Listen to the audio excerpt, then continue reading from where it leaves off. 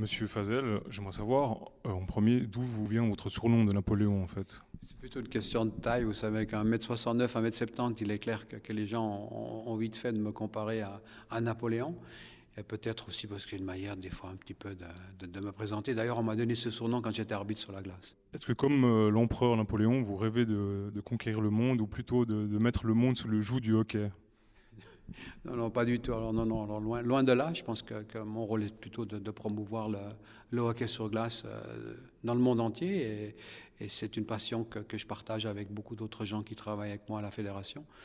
Et on essaye de faire au mieux. Et aujourd'hui, ce n'est pas facile, il est clair, avec d'autres sports aussi qui sont très populaires. Cette année, il y a un nouveau pays conquis, entre guillemets, dans le championnat du monde du groupe A, c'est la Hongrie. C'est plutôt réjouissant, non, qu'il y ait du sang neuf en fait dans l'élite mondiale. C'est une bonne question. Effectivement, la Hongrie a fait énormément de progrès ces dernières années. J'espère qu'elle arrivera se trouver une place dans ce groupe-là. Ces 5 ou 6 dernières années, avec un président qui est très actif et un secrétaire général aussi, et qui travaille beaucoup aussi avec le gouvernement, avec les différentes communes, pour justement installer des patinoires, travailler avec des jeunes. Et pour nous, c'est une très bonne surprise de les avoir ici en Suisse. On a l'impression quand même que le hockey va rester encore longtemps un jeu exclusivement nord-américain et européen. Qu'est-ce qu'il en est du marché asiatique en fait?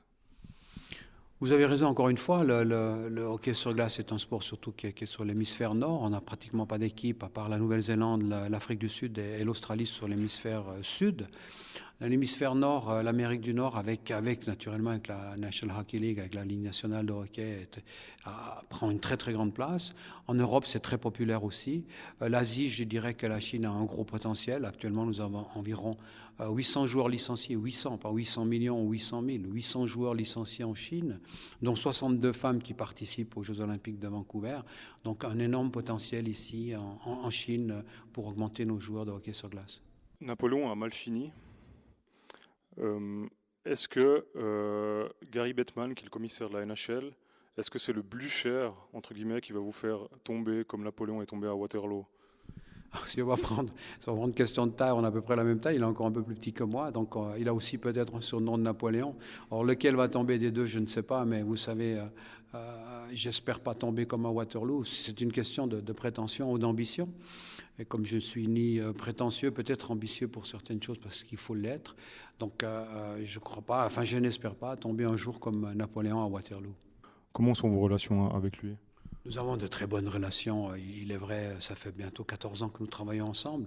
Il est vrai aussi que ses ambitions sont différentes, ou son travail est différent. Il est quand même à la tête d'une grosse entreprise qui génère à peu près 2 milliards de dollars par année. Donc ses buts sont un peu différents, ou je dirais même très différents des nôtres. Notre but à nous, c'est d'être non-profit, en plus de développer le sport. Lui, c'est ramener de l'argent pour ses clubs, et ses vues ne sont que du point de vue commercial, tandis que les nôtres, c'est quand même un peu plus du côté sport.